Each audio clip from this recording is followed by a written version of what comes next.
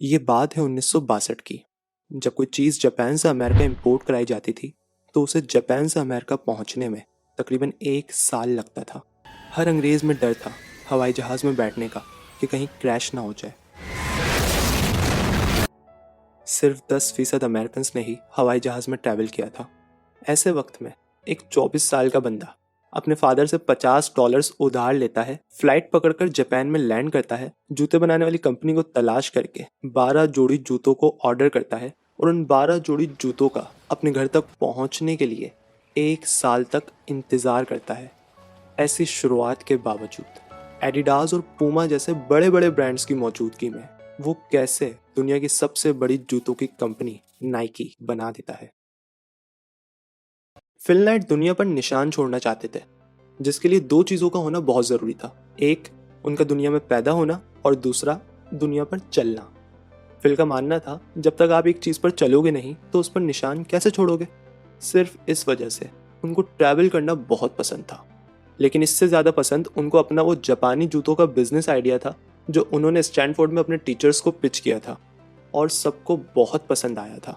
Fill की नज़रों के सामने अमेरिका में जर्मन कैमरास लो क्वालिटी की वजह से जापानीज़ कैमरास से बदल रहे थे। फिल का सोचना था क्या मैं किसी तरह अमेरिका में एडिडास और पूमा जैसे जर्मन जूतों को जापानीज़ जूतों से बदल सकता हूँ। फिल जब भी अपने फादर से जापान जाने की बात करते थे तो उनकी ग्रैंडमदर कहती थी, फिल, जापानीज़ तुम्हारी आंखें निकालकर गोटियां खेलेंगे और तुम्हें गुलाम बना लेंगे। फिल के फादर को अफसोस था इस बात का कि वो दुनिया घूम नहीं पाए। उन्होंने दुनिया के अजाइबों और खूबसूरत जगहों के नाम और तारीफ़ें तो बहुत सुनी थी, लेकिन आंखों से देखकर दुनिया की रंगीनियों को महसूस नहीं किया था। फिल नाइट ने इसका भरपूर फ़ायदा उठाया और कहा, डैड, मैं हिमालयाज़ देखना चाहता हूँ। डैड, सी पिरामिड्स दुनिया देखना चाहता हूँ मैं डैड। इसकी खूबसूरती का मज़ा लेना चाहता हूँ। मैं नहीं चाहता कि मुझे आगे अपनी ज़िंदगी में अफसोस हो कि दुनिया में पैदा भी हुआ, इतने अरसे रहा भी, लेकिन फिर भी दुनिया घूम नहीं सका। अब कौन बाप चाहता है वो दुख, दर्द, अफसोस जो उसे है उसके बच्चे को भी हो। पार्ट टाइम जॉब्स करके और अपनी कार सेल करके फिल ने कुछ $1500 जमा करे थे, उनको उठाया और जापान के शहर टोक्यो में लैंड किया। जूते बनाने वाली कंपनी की तलाश में ओसाका, कावासाकी जैसे कई शहरों का विजिट किया। उनको पता चला कि साउथर्न जापान के सबसे बड़े शहर कोबी में ओनिट्सुका नामी कंपनी है जो जूते बनाती है। वहाँ गए तो फिल को टाइगर नामी जूते बहुत पसंद आए। फिल का मानना था कि ये कम दाम में महंगे जूतों को टक्कर दे सकते हैं। फिल ने ओनिट्सुका के साथ मीटिंग तो फिक्स कर दी थी, लेकिन उनको डर था अमेरिका और जापान के रिलेशंस इतने ख़राब चल रहे हैं, पता नहीं मुझ अमेरिकन के साथ ये जापानीज़ कंपनी डील करेगी या नहीं। मीटिंग के दौरान ही अमेरिकन होने का डर खुशी में बदल गया जब फिल को पता चला कि ओनिट्सुका अमेरिका में बिजनेस करना चाहती है और वो पहले से ही किसी न किसी बड़े अमेरिकन डिस्ट्रीब्यूटर की तलाश में है। लेकिन ये खुशी कुछ ही लम्हात की थी। ओनिट्सुका के मैनेजर ने जब फिल से पूछा, आप किस कंपनी को रिप्रेजेंट करते हैं, तो वो सोच में पड़ गए और एकदम से अपने सिटी ओरिगोन के स्पोर्ट्स क्लब का नाम ले दिया। जी, मैं blue ribbon sports of Portland को रिप्रेजेंट करता हूँ। डील को साइन किया, टाइगर जूतों की 12 जोड़ी ऑर्डर कर दी। फिल ने अपने वर्ल्ड टूर को शुरू किया। हिमालयास, डेड सी और दिगर जगहों से होते हुए जब वो कोलकाता पहुंचे तो इतनी होटलिंग करने की वजह से उनको फूड पॉइजनिंग हो गई। अकेले घर से, फैमिली से मीलों दूर पेट पकड़कर बैठ गए और ख़ुद को कहना शुरू कर दिया, मैं अपना आइडिया एग्जीक्यूट नहीं कर पाऊंगा। मुझे नहीं लगता कि जो मैं बिजनेस करना चाहता हूँ वो मैं कर पाऊंगा। अगले दिन का सूरज निकलते ही फिल एक ठीक ठाक तबीयत के साथ तुर्की के लिए रवाना हो गए। हर लम्हे उनके दिमाग में सवाल चल रहा था, क्या इतनी मेहनत करना ज़रूरी है? जिसका जवाब उनको इस्तांबुल में 13th सेंचुरी के पर्शियन पोइट रूमी की कोटेशन से मिला, don't go to sleep one night, then you get what you want. Onitsuka की मीटिंग हुए 4 महीने गुजर गए।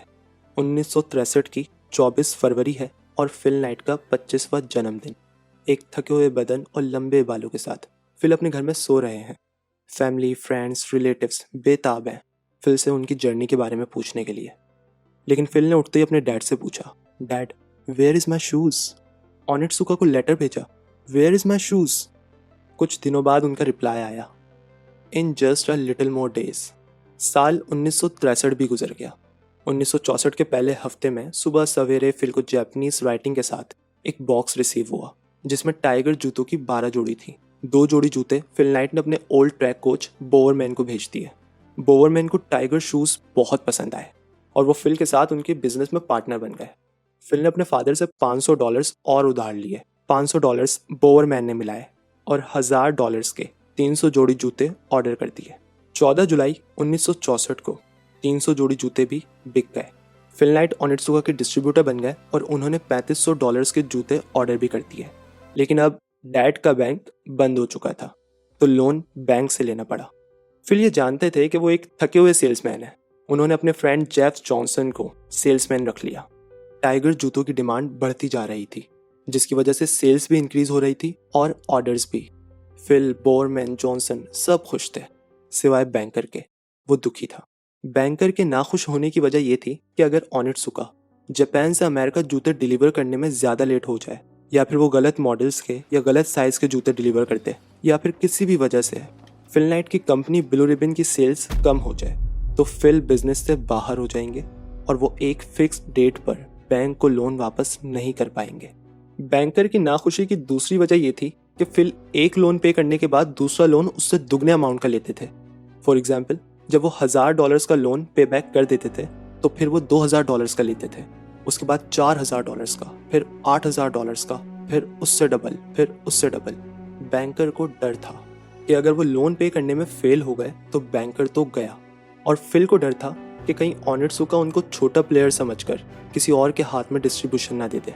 वक्त गुजरते जा रहा था। बोवरमैन ओनित्सुका को गाइड करते जा रहे थे कि वो कैसे अपने जूतों को एथलीट्स के लिए और बेहतर बना सकते हैं। जूतों की क्वालिटी के साथ साथ डिमांड भी बढ़ती जा रही थी, सेल्स इंक्रीज हो रही थी, ऑर्डर्स बड़े हो रहे थे, लेकिन अभी भी सबसे ऊपर था सब कुछ खोने का रिस्क। क्योंकि अगर जूतों की डिलीवरी लेट हो गई, या वो टाइम से पहले नहीं बिक पाए, या किसी भी वजह से ब्लू रिबन की सेल्स कम हो गई, तो फिल नाइट अपना सब कुछ बेच कर भी लोन का छोटा सा हिस्सा भी पे नहीं कर पाएंगे और उनको जेल जाना पड़ेगा। तेजी से बढ़ती सेल की वजह से फिल ज्यादा से ज्यादा सेल्समैन को हायर कर पा रहे थे। फिल ने जॉनसन को एक आउटलेट खोल के दे दिया, अपने दोस्त के दोस्त जॉन बोक को भी एक आउटलेट खोल के दे दिया। लेकिन अभी भी जूतों की दुनिया में दो जर्मन भाई पूमा और एडिडास राज कर रहे थे। फिल का मानना था life is growth, either you grow और यू डाई। अगर आगे नहीं बढ़ोगे तो पीछे रहकर मर जाओगे। बड़े ऑर्डर्स करने के लिए बड़े लोन्स की जरूरत थी, और बड़े लोन्स को पे करने के लिए बड़ी मुश्किलात आनी थी। फिल कॉन्फिडेंस से भरपूर थे, लेकिन ओनित्सुका उनसे उनका कॉन्फिडेंस छीन रही थी। ओनित्सुका हर साल जूते डिलीवर करने में देर कर देती थी और फिल का रिस्क और परेशानी बढ़ जाती थी।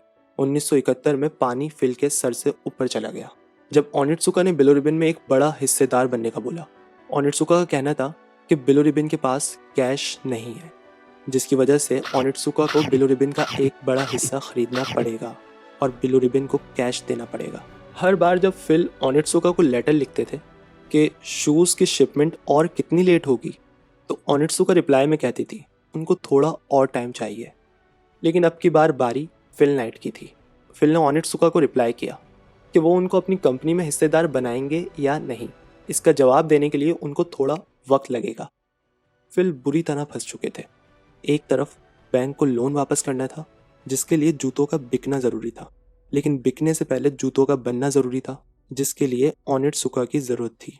फिल समेत बोवरमैन और जॉनसन ने ओनित्सुका को अपनी ज़िंदगी के 7 साल दे दिए। ओनित्सुका के जूतों की क्वालिटी को बढ़ाने में, उसको अमेरिका में हर बंदे के पैरों में चढ़ाने में अपनी जान लगा दी। फिल ने अपनी कंपनी $0 से शुरू की थी। उनको डर था कहीं 1971 में $13 लाख की सेल्स के साथ उनकी कंपनी बंद ना हो जाए। कंपनी में हर कोई परेशान था। रेंट किस तरह दिया जाएगा, इलेक्ट्रिसिटी बिल का क्या होगा, यूटिलिटी बिल का क्या होगा, सैलरी का क्या होगा। फिल नाइट, बोवरमैन, जॉनसन, ये थे शू डॉग्स। फिल के अपार्टमेंट में, ऑफिस में, दिमाग में जूते ही जूते थे, और जॉनसन तो रहते ही जूते में थे, और बोवरमैन जूते तो उनके लिए उनके बच्चों की तरह थे। इन तीनों ने अपनी जिंदगी जूते बनाने में, डिजाइन करने में और बेचने में लगा दी, इसीलिए इनको शू डॉग्स कहते हैं। फिल नाइट ने अपने एम्प्लॉयज़ की परेशानी और डर को ख़त्म करने के लिए उनको मोटिवेट किया। कब तक हम किसी और के लिए किसी और के नीचे काम करेंगे, उनकी लेट डिलीवरीज को, हमारी बात को ना सुनने को बर्दाश्त करेंगे।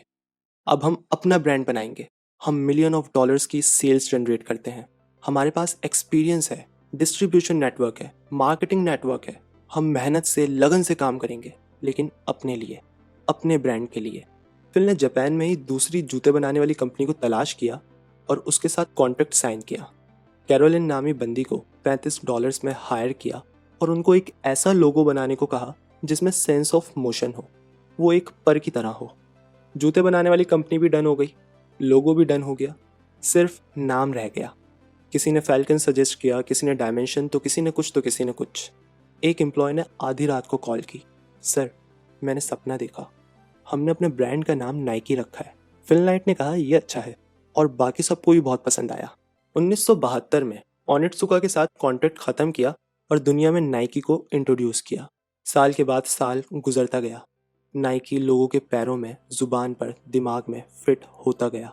फिल नाइट को ये रियलाइज़ हुआ पूमा, एडिडास और 1970 के जितने भी बड़े बड़े ब्रांड्स हैं उनके साथ कॉम्पीट करने के लिए एथलीट्स का नाइकी को पहनना और नाइकी के बारे में बात करना बहुत ज़रूरी है।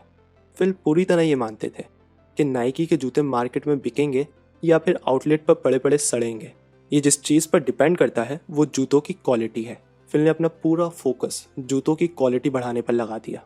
कई इनोवेशंस को अप्लाई किया, उनमें कुछ को रिजेक्ट किया, कुछ नया किया, कुछ ख़राब किया। इस तरह करते करते करते करते करते बोवरमैन ने वेफल ट्रेनर नामी जूतों का मॉडल पेश किया, जिसके यूनिक आउटर सोल ने मार्केट में उधम मचा दिया। पिलोई मिड सोल ने कस्टमर को इतना नरम मुलायम फील कराया कि उसे क्वालिटी देती, वो भी इतनी कम प्राइस पर कि उसकी ज़िंदगी में वैल्यू ऐड करती। नाइकी की सेल्स बहुत ज़्यादा बढ़ चुकी थी। इतने सारे जूते सिर्फ जापान से इंपोर्ट करना रिस्की था। अमेरिका और जापान के ताल्लुकात वैसे ही बहुत ख़राब थे, कभी भी कुछ भी मसला हो सकता था। फिल ने चाइना, कोरिया, इंग्लैंड, ताइवान जैसे कंट्रीज़ में भी जूते बनाने वाली कंपनी को तलाश किया और उनसे जूते बनवाकर अमेरिका में इंपोर्ट करना शुरू कर दिया। नाइकी, जो सिर्फ 12 जोड़ी जूतों से शुरू हुई थी, वो अब एक बहुत बड़ी जूतों की इमारत बन चुकी थी। लेकिन वो अभी भी फिल के लिए बोझ थी, क्योंकि उसकी बुनियाद फिल के कंधों पर थी। इस लोन के झमेले से निकलने का एक ही रास्ता था, नाइकी को पब्लिकली लिस्ट किया जाए और लोगों को इसके शेयर्स बेचे जाएं। शेयर्स के बेचने से जो पैसा आएगा उससे बैंक का लोन वापस कर दिया जाएगा और जो पैसा सेल्स से जनरेट होगा उससे बिजनेस की साइकिल को दोबारा दौड़ाया जाएगा।